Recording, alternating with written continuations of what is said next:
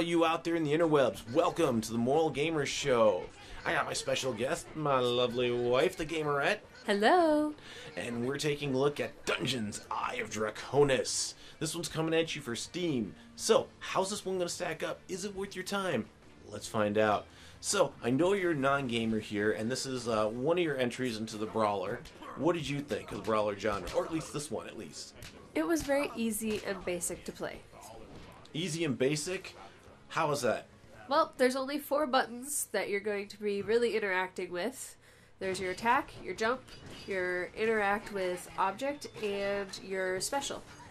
And then there's the movement button. So in the same vein as Castle Crashers and Teenage Mutant Ninja Turtles and the likewise, did you say this one is much easier to play, or did you say it's more complex? No, it is even more simple than Castle Crashers. Which she has played, by the way. I purposed to buy the Pink Knight for her. Happy Valentine's Day, honey. I love you too, sweetie. So, story on this one was... I don't know. Yes, yay, nay on the story. The story was loose and asinine. You heard it here. An asinine story. Why?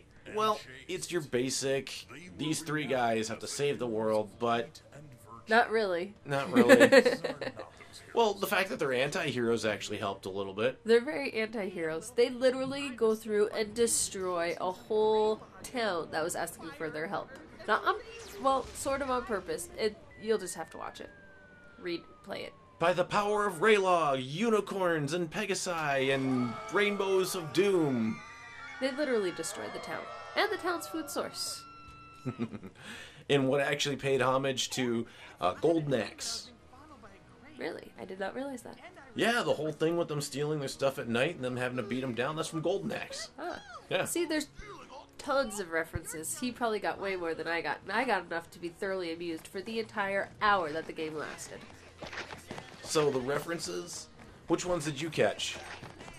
I'm not going to list them all, but my favorite was the Siegfried and Roy one. Or ones. There's a lot of them. It was a pretty significant 5-minute section that was highly amusing.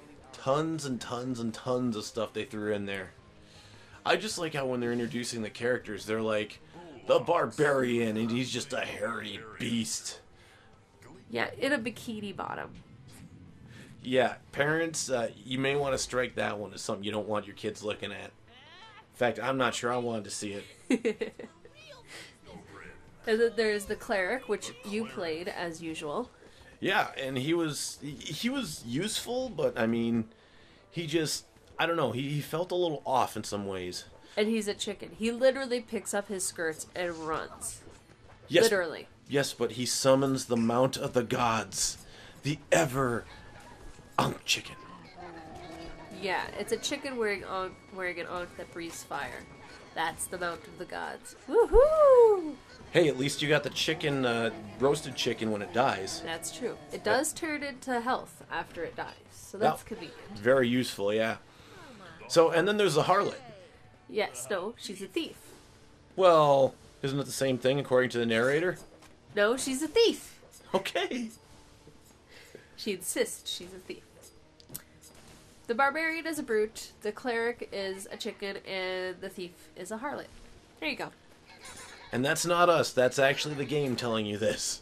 It's how messed up it is. So it definitely has a lot of puns. A good Monty Python one that they actually... Hey, cinematic sins out there, you have to take 1 sin off this game. I know this one pretty much is full of them, but 1 sin off because they even recognize it's a lame Monty Python pun. So what about moral stuff? Well, before we get into the morals, I am going to say, though, that this game, the only way it kept its challenge was to throw enemy after enemy after enemy at us and basically try to overwhelm us. Literally, they threw you in a pit and threw enemies down the pit at you. Isn't that the greatest baby killing that happens there, too? Pretty much. You're killing babies and stepping on their bodies to get out of the pit. You know, the only thing about the pit I'm surprised is I was waiting for a This Is Sparta reference. Yeah. Yeah. That would have been appropriate. So, gamer standpoint, this is definitely one I can say that, you know, it's not great, it's good enough, but I don't know. Would you say there's replayability in this one? There's replayability for amusement factor and showing it off to your friends only. morally speaking, what do you got? And of course, we pre-mentioned the baby killing. There's a whole segment of nothing but gay jokes.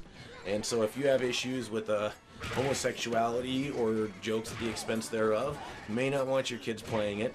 The violence, the magic usage, demonology. The gore, like intestines falling out of the boss you killed. So, yeah, definitely plenty in there. And you said some language? I didn't catch the language. Oh, yeah, they're swearing in there. Yeah, so any issue with that, you may not want your kids playing it. Hey, though, Moral Gamer, Moral Gamerette, thanks for watching, and we hope to see you next time with another review. Of course, as always, remember to like, subscribe, comment, and share.